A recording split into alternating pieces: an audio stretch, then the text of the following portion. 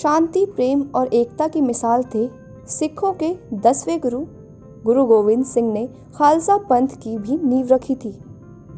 उनके जीवन की पूरी गाथा हम आपको आज के इस खास पेशकश में बताएंगे।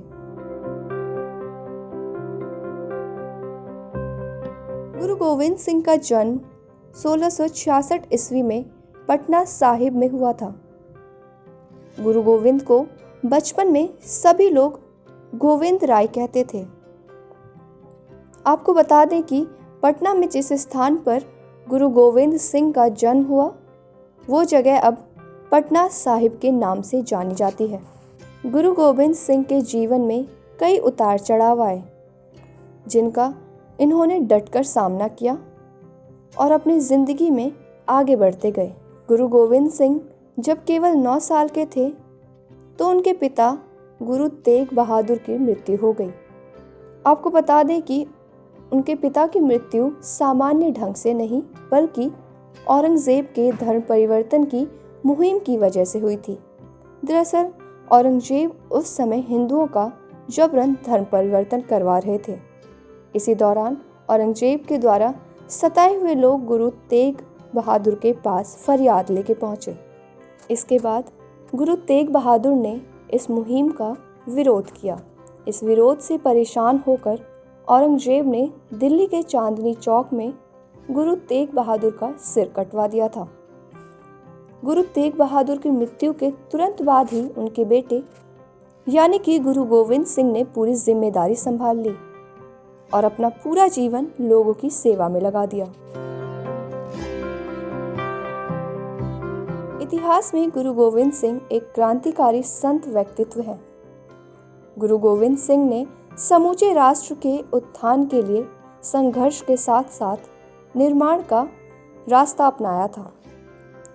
उन्होंने सिख समुदाय के इतिहास में बहुत कुछ नया किया, जिनमें से एक खालसा पंथ की स्थापना मानी जाती है। उन्होंने खालसा पंथ की स्थापना सन 1699 में की थी। ये सिखों के इतिहास की सबसे अहम घटना मानी जाती है, क्योंकि गुरु गोविंद सिंह ने ही गुरु परंपरा को खत्म करके गुरु ग्रंथ साहिब को सिखों का गुरु घोषित किया था। तब से सिख गुरु ग्रंथ को अपना गुरु मानते हैं।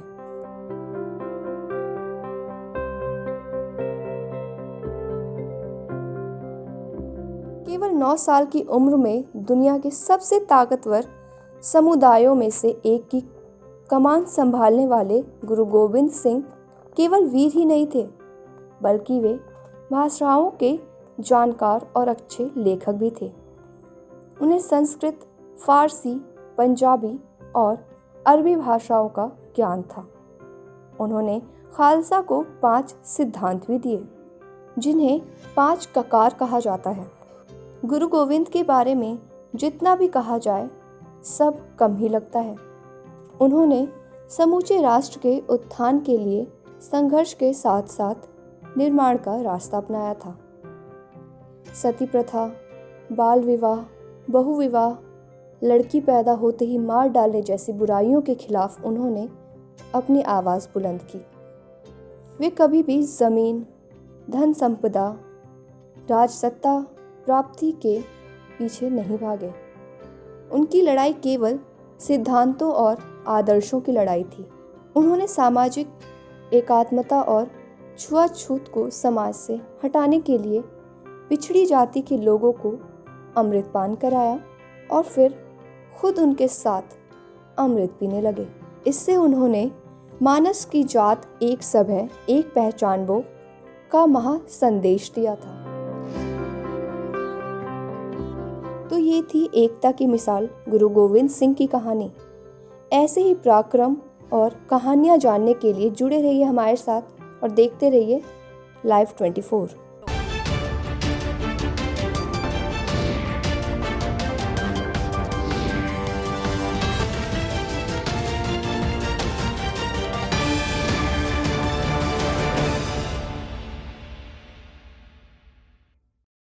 %100 प्लेसमेंट के साथ हम देंगे आपको मौका। Live 24 media institute, admission open. Registration के लिए कॉल करें 9560464170, 9560464170।